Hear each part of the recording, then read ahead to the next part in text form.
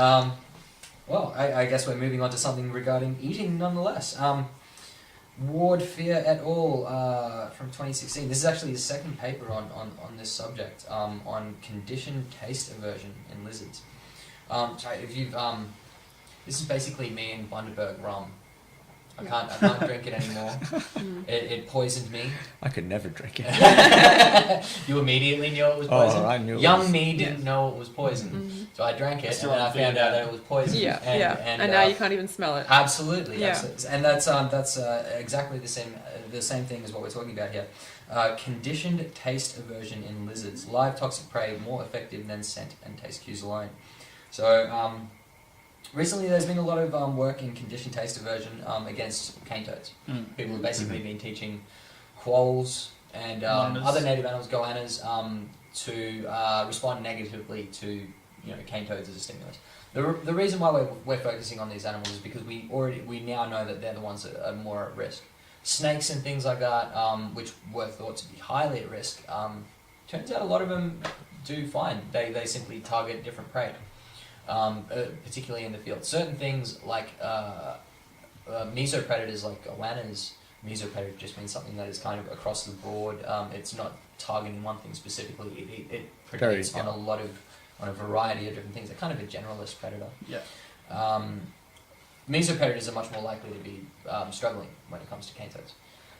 So these are things like goannas that have been they've been taught. And in a previous study, now varanids of course being at risk, you can look at some of the Shine Labs work or Chris Jolly 2016. More recently, wild goannas were trained to avoid eating toads. Wild goannas were trained to avoid eating toads, and we found improved survival rates of goannas trained up in the Kimberleys, like yellow spotted monitors and sand goannas.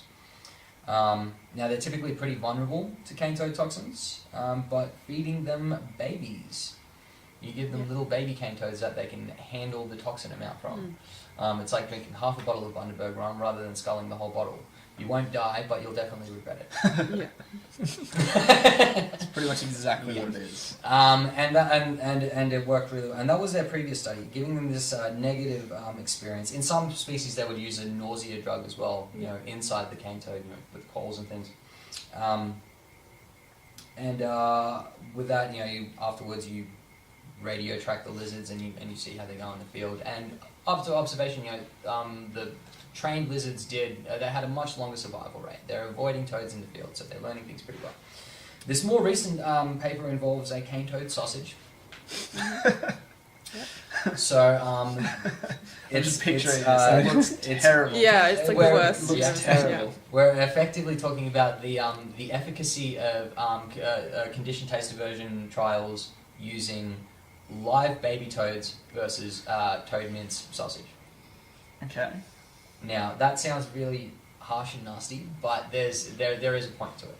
If at the invasion front of the cane toads, you can take a few little baby cane toads and throw them ahead of the invasion front, then the native predators out there are going to go through that conditioned taste aversion method with those baby cane toads and then not eat the bigger cane toads when the invasion front arrives. And that way you're saving native species. Yep.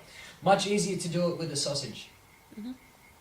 Right? You don't need to collect babies. You don't need to breed them to a size where they're not going to kill native prey and then release them ahead of the front. All you need to do is mince up a bunch of toads, stick it in a pig intestine, maybe smoke it, I don't know, add some nice paprika. Yeah.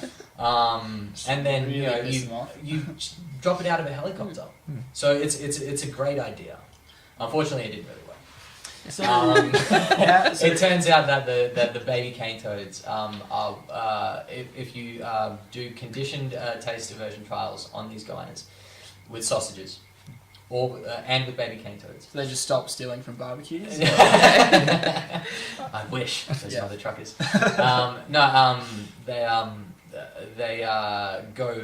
They switch back away from the taste aversion rather quickly with the sausage. Yeah. Because Right. it's the smell and the visual. And the visual yeah, cue. Yeah. Visual cue would Yeah. be quite important. Yeah. Absolutely. I mean, texture has to do with it. Yeah. Texture, yeah, smell, and Yeah. seasoning. Because they just be then just avoiding sausages. Like, It was because Yeah. they put the paprika in the sausage. Yeah. Yeah, It was yeah. really a bad idea. So I'm just curious, when some species, no, seriously, when some species raise their young, Yeah. they, let's say like primates, like quite intelligent species, they raise their young for a very long time, where they teach the young what to eat and how to forage, things like that. Now, if a species doesn't do that, like a reptile, where the young are on their own from day one, does teaching an adult, while it saves that adult, does it have an overall impact Does on the taste aversion species? pass down to the next generation? Does it have an overall? I'd say Well, so. I I would guess say it's the a ones mix. that are more have more aversion. Are more likely to Well, breed they're gonna, and so because, they're maybe slightly smarter. I don't know. So if, But, if yeah. there is a genetic component to that behavior, then Yeah. yes. Alternatively, if there's an epigenetic change that happens to the because of the behavior, then that can also be passed down. But that's also reversible. Epigenetic changes Yeah. can go back and forth. potentially, yeah. But epigenetic changes are inheritable. Epigenetic changes, by the way, is not a change to the sequence. It's a change to maybe the methylation or some of the gunking up by methyl groups of some of the binding sites. Some of the binding sites for certain genes. So the expression of certain genes can kind of be promoted or down promoted based on methyl groups attaching up and down from genes. And some of these methyl groups attach more or less in the presence of certain microRNAs and other environmental cues. So there is certain environmental cues that do change how your genes are expressed in your lifetime that are heritable for at least one generation. It's new. This is And if those changes are persistent in the environment, they might keep going. Who knows? But Yeah, if things yeah, change. absolutely. Well, that's plasticity of genetics. So Absolutely, yeah. you need that. yeah. We do. And look, those are the this is still some very new stuff. The whole epigenetics thing. So don't quote me. Too late. Reference Yanni. Reference Yanni right now. Yes. WCC. Make sure everybody knows I'm an idiot. That's good.